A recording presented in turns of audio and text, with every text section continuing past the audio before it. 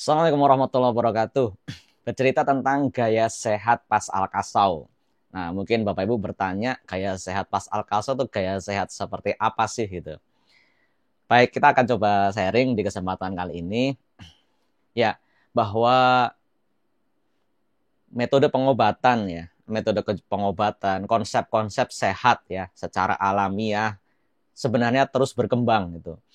Ada banyak konsep-konsep sehat ya yang memang peninggalan dari leluhur kita ya, dari berabad-abad yang lalu ya, baik dari sisi filosofi, baik kalau orang Jawa juga punya, dan dari berbagai suku ya, suku bangsa di Indonesia punya filosofi-filosofi bagaimana supaya hidup sehat.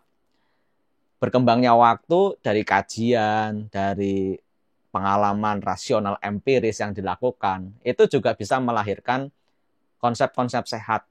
Misalnya kita bisa cermati, yang paling mudah dikenal lah, ada banyak model diet, misalnya diet apa, diet apa, diet apa, diet apa, di mana diet-diet tersebut baru-baru saja dirumuskan, baru-baru saja ditemukan, ya, dan tidak sedikit yang kemudian turut mengamalkan, turut ikut mempromosikan ya. Dalam lingkup sehat secara umum juga, nah salah satu temuan kekinian ya, temuan kekinian salah satunya adalah metode pas Al-Kasau ya, yang pertama kali baru dipublikasikan sekitar tahun 2018 oleh foundernya, yakni Ustadz Hadis Mujahid Rahimahullah ya. Dari 2018 sampai sekarang 2023 sudah sekitar 14 sampai 15 ribu orang yang mempelajari, dan banyak diantaranya yang mengamalkan dan sekaligus merasakan manfaatnya. Nah, kembali ke topik gaya sehat pas Al-Kasau ya. Gaya sehat pas Al-Kasau ini bagaimana ya? Ini dari sisi ngomong, dari sisi filosofinya, Kalau sering ketemu teman-teman pas ya, orang-orang pas trooper atau yang pakai di bajunya ada PAZ gitu kan. Kita sering ada logo seperti ini ya, logo ya ini milik semua orang ya, banyak menggunakan. Tapi PAZ juga menggunakan empat filosofi, yaitu tanpa operasi, tanpa alat, tanpa obat, tanpa jimat ya. Nah, ini kita dudukkan dulu ya. Kita dudukkan dulu tentang apa yang dimaksud dengan slogan tanpa operasi. Ya tidak lain sebenarnya tanpa operasi, tanpa alat, tanpa obat. Ini bukan hal baru di dunia pengobatan tradisional. Di metode-metode gaya sehat yang alamiah itu bukan hal yang baru. Metode-metode yang mengatakan back to nature, ayo sehat kembali ke alam, ya, sehat secara alamiah, sehat secara tradisional. Mereka semua mengatakan itu, ya. Kita tahu di pengobatan modern kan operasi. Nah, ada operasi. Operasi ini kita tidak menutup, ya, kita tidak kemudian menolak dalam arti tidak boleh operasi, bukan demikian.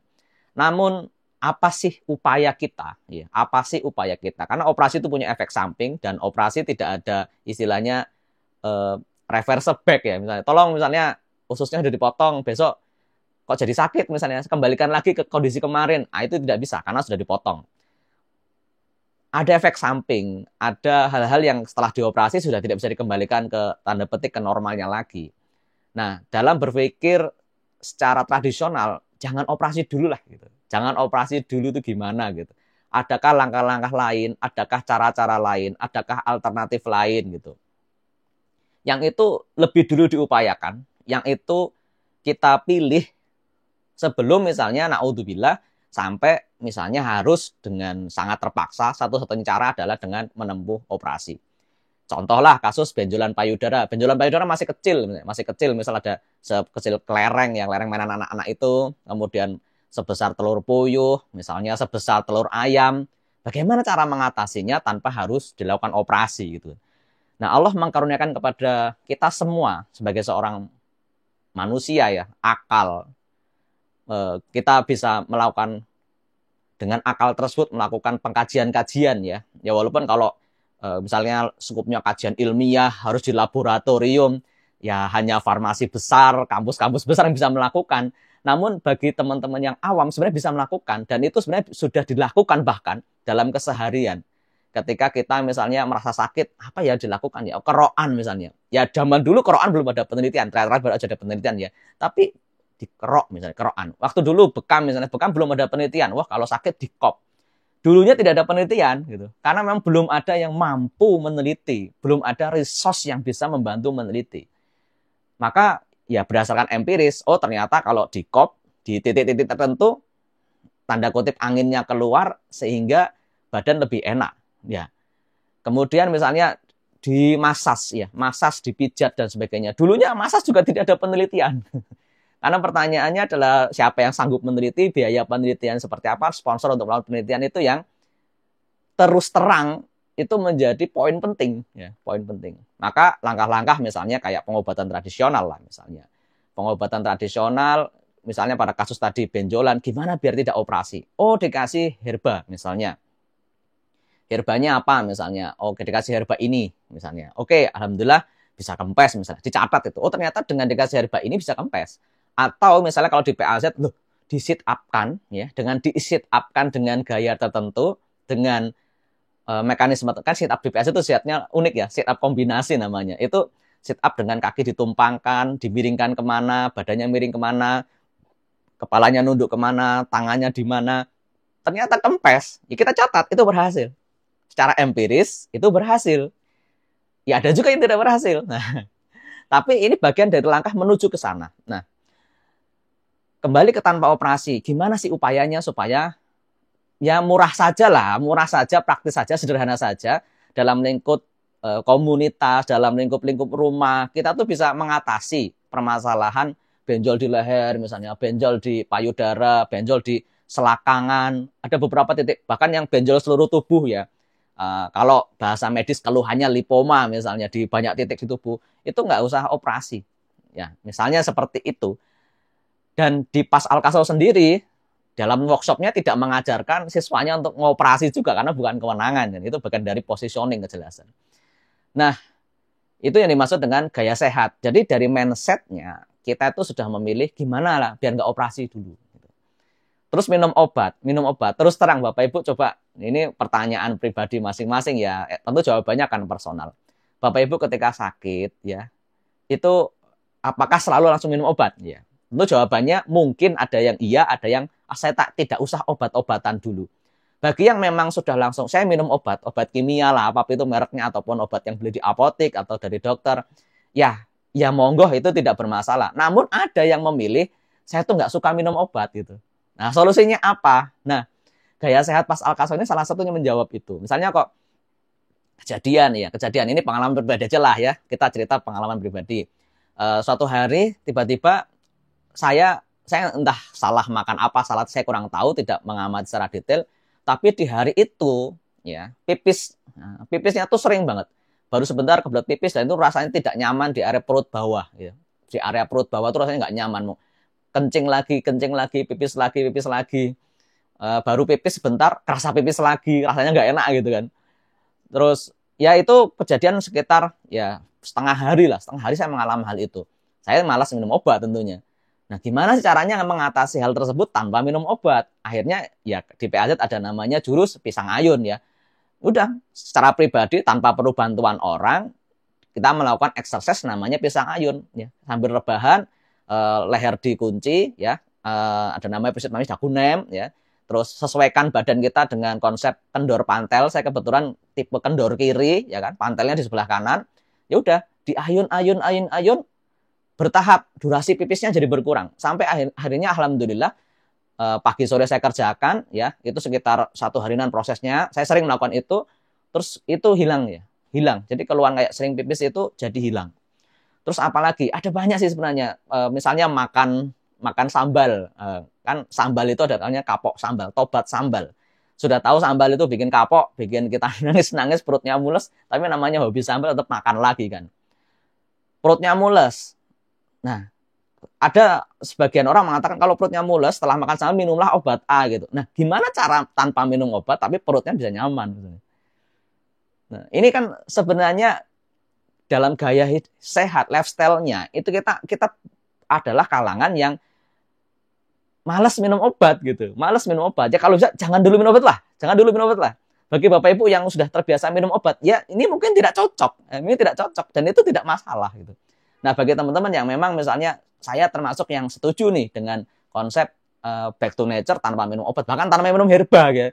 Ya ini bukan juga kemudian menyenggol teman-teman yang berjualan herba atau ahli herba. Ini sekali lagi pilihan ya, pilihan. Kayak misalnya saya suka makan bakso, Anda suka mie ayam atau soto atau rawon misalnya.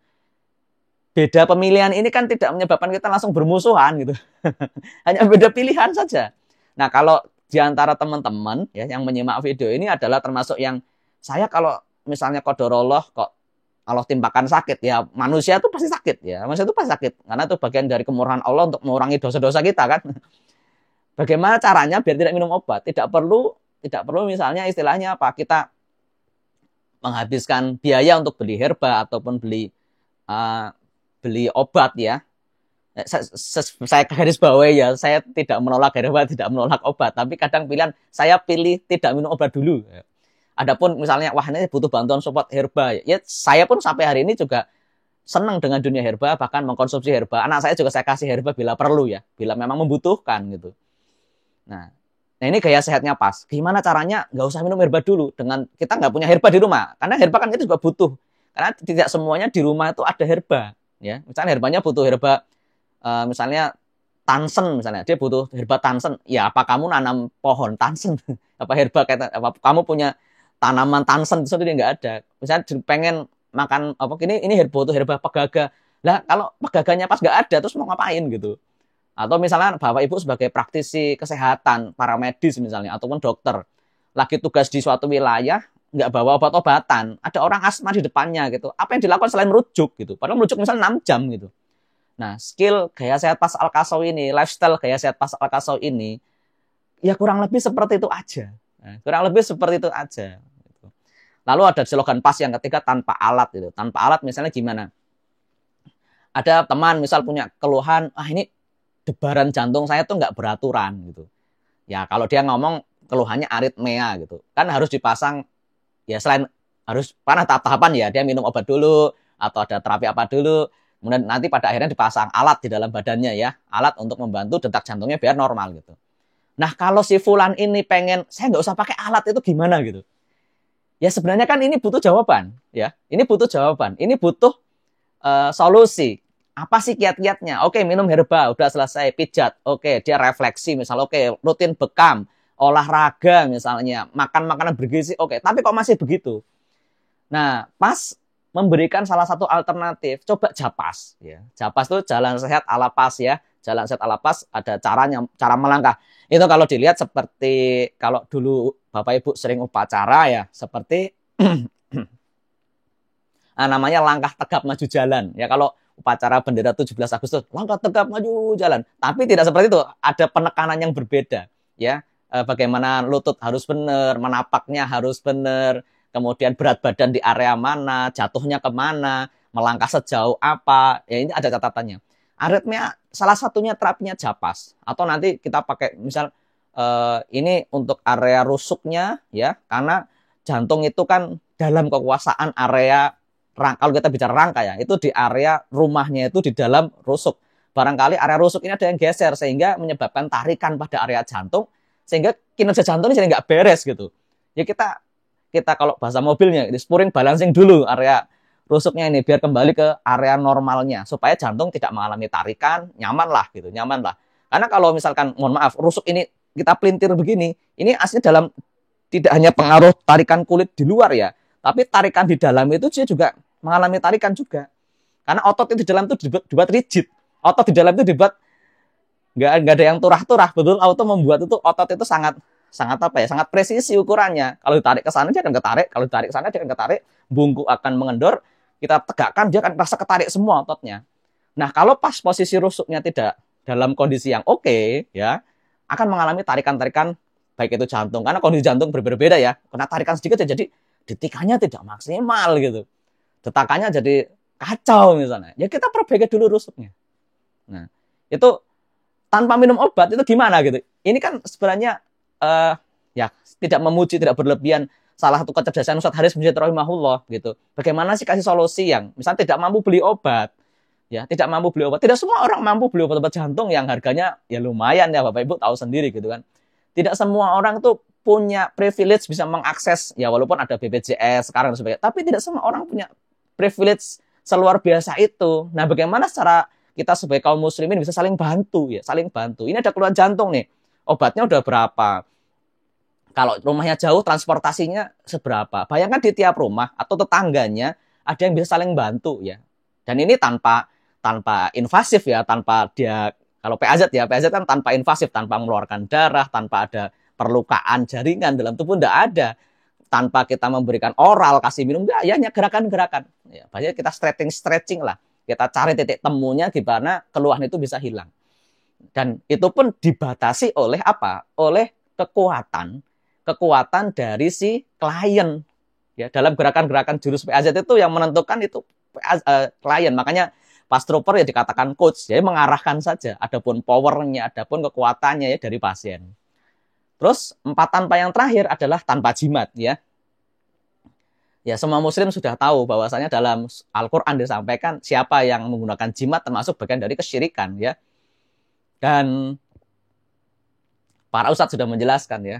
Salah satu dosa yang tidak diampuni manakala dia sudah sampai nyawa sudah sampai leher ya, sudah mau keluar itu dia tidak bertobat, yang tidak dapat adalah kesyirikan ya. Jadi siapa yang berbuat kesyirikan sampai akhir kehidupannya dia tidak sempat bertobat, tidak akan diampuni dosanya. Nah, dan juga dikatakan oleh Rasulullah ya, bahwasanya jangan berobat itu dengan hal-hal yang haram. Nah, jimat adalah salah satunya yang hal haram.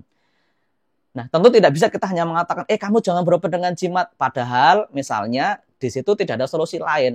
Nah, dengan belajar pas Al-Kasau, dengan belajar gaya sehat pas Al-Kasau, kita kasih tahu bagaimana cara bergerak, beraktivitas yang itu mendukung ke arah kesehatan. Ya, jangan melakukan aktivitas yang akan memperparah kesehatan. Itu ilmunya diajarkan dalam pas Al-Kasau. Ada orang tertentu yang ikut olahraga tertentu, dia akan tambah sakit. Karena apa? Secara logika, kalau dikenalkan oleh Ustadz Haris, secara logika biomekanik, itu memang merusak tubuhnya dengan cara seperti itu. Gitu. Jadi inilah yang kita sampaikan dalam gaya sehat Pak Kasau. Salah satu prinsipnya adalah 4 tanpa. Ya, di mananya kita tuh bisa ya back to nature lah gitu. Back to nature, sehat dengan cara yang sederhana, cara yang mudah, cara yang ibaratnya dengan kita belajar 1 kali ya. Workshop PAZ itu memang pelatihannya ya itu cuma 2 hari, Sabtu dan Ahad.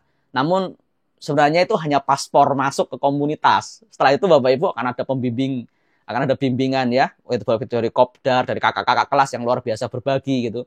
Dari pas pusat juga, baik itu Zoom ataupun komunitas ya, Zoom ataupun offline untuk ketemuan. Pokoknya sepanjang Bapak Ibu semangat belajar, di pas itu tidak ada waktu, tidak ada kata untuk berhenti belajar ya. Sharing dari pengalaman di kopdar dan sebagainya, dari video-video yang ada di YouTube. Masya Allah itu sumber belajar yang tidak ada habisnya untuk kita gali dan kita terus pelajari. Demikian sharing singkat berkaitan dengan gaya sehat pas Al-Kasau.